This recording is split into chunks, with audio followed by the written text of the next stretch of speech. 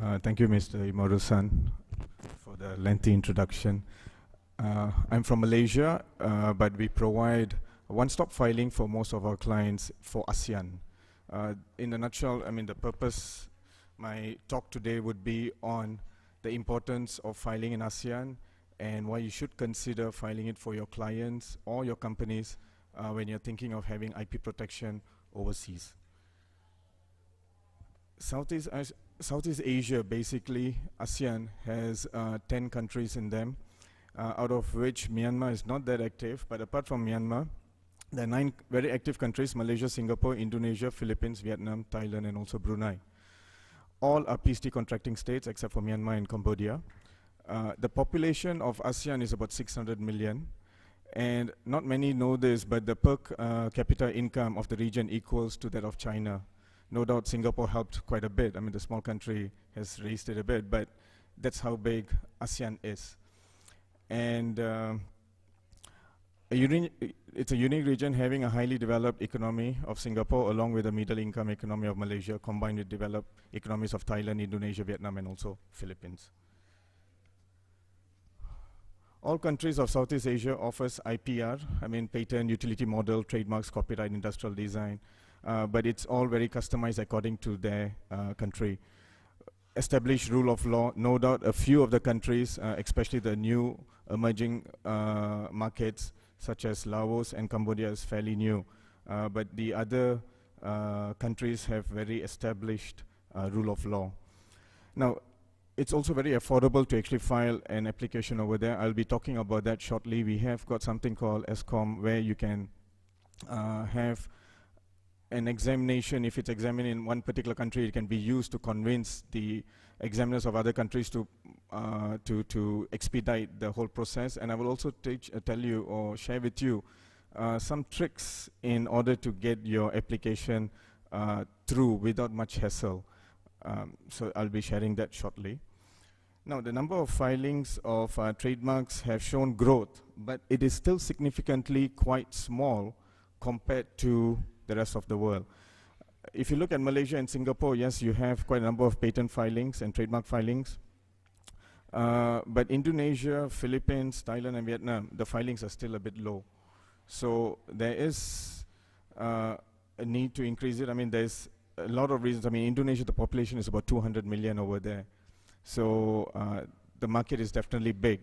And it is not also, again, an expensive process and not a very difficult process to get your patents granted in those countries or even your trademarks. So the filings in this region, we see it as growing and it should actually increase.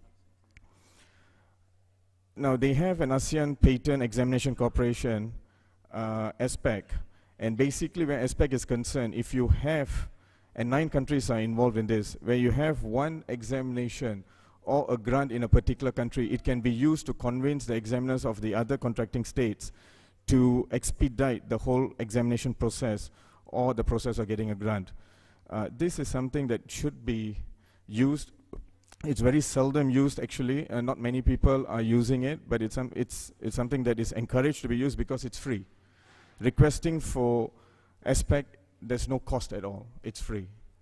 So it is something that should be used. Earlier I was telling you there's a trick that you can actually apply. Let me just tell you what the trick is. Try it out. We've done it for some of our clients.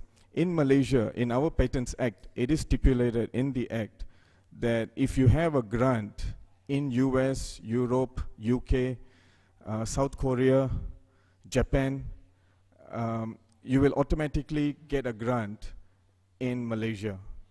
It's already mentioned. So as long as you're happy with the grant in this jurisdiction and you're happy with the claims, the scope of claims, then you will get a clear report which will follow the report that was produced in that earlier country which you have thought of conforming your claims to.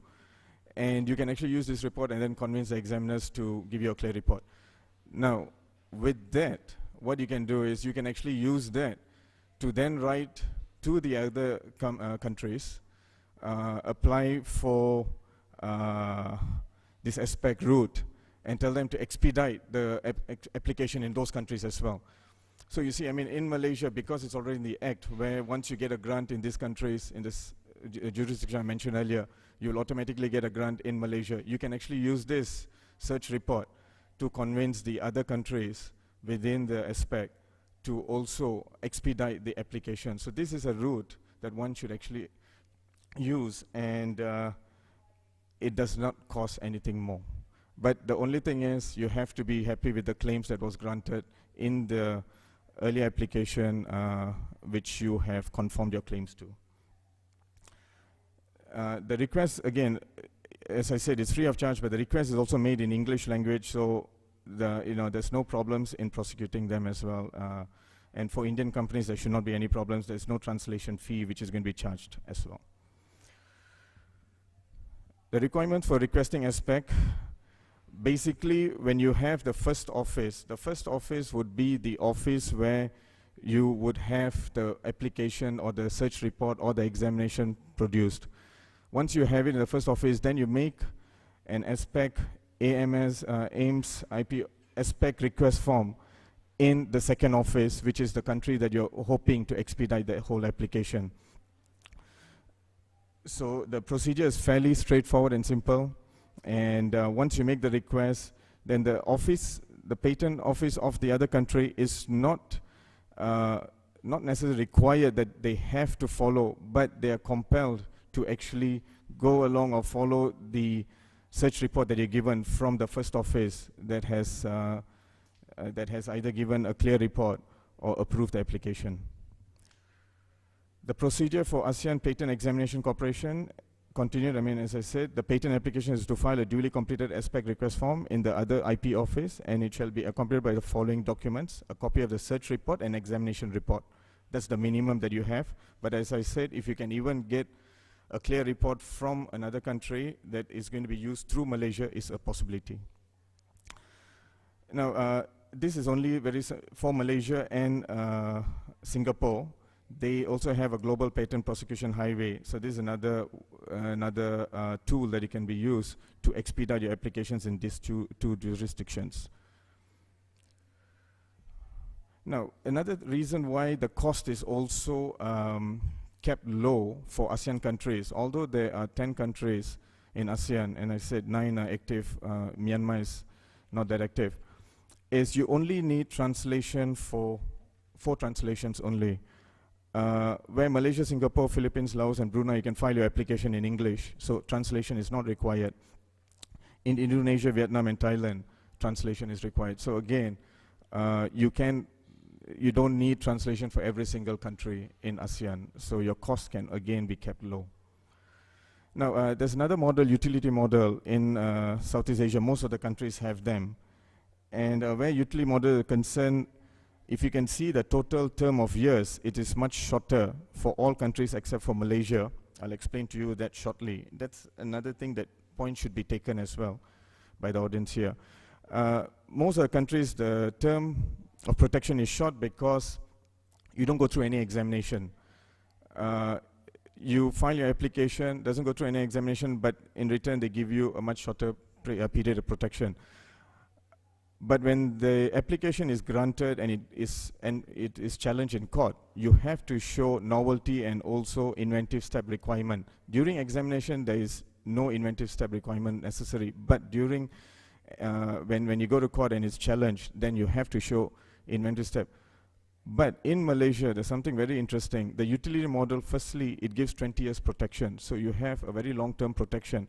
And another interesting thing is, the inventive step requirement for Malaysia, where utility model is concerned, you don't need the inventive step requirement. As long as an invention is novel, you will be able to get it granted under a UI in Malaysia. If you file it as a patent, say for example, you file a patent in Malaysia, and along the way, during examination, you realize that it only has novelty, but it has no inventive step. You can always convert it to a utility innovation and still get it granted as a UI. Your protection is going to be 20 years. So you're not losing out on the protection term. The only thing is you can only have one claim at the end. But if it's just a slight improvement, one claim should be enough to cover your invention. So that's something very interesting in Malaysia again. Now, Malaysia is not a member country of the Madrid Protocol. Only Singapore, Vietnam, and Philippines have acceded to Madrid Protocol, but most of the other countries in ASEAN will be joining Madrid Protocol by end of this year. They have given a commitment, the Patent Office has actually given a commitment to join. Malaysia should be joining by end of this year, and the rest of the countries also should be following suit. So Madrid Protocol would be another option for you to actually extend your protection in the ASEAN region eventually. As I said, for now it's only Singapore, Vietnam, and Philippines. Even if you go into you file a national application at this point, the cost is quite negligible in this country. So the cost-wise, it still makes sense for you to file it in every single country.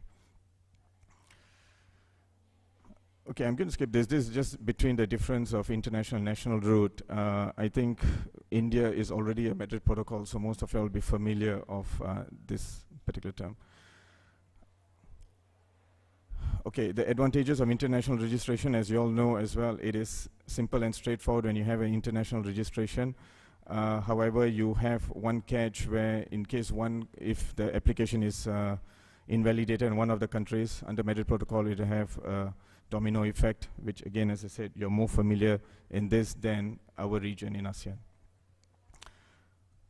Okay, that's it, and thank you very much.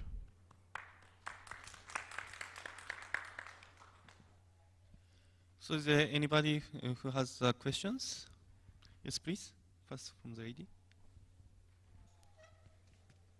Yeah.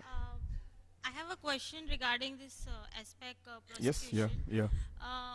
If office action has been issued in any of the aspect region, and during that prosecution, a patent is granted in US.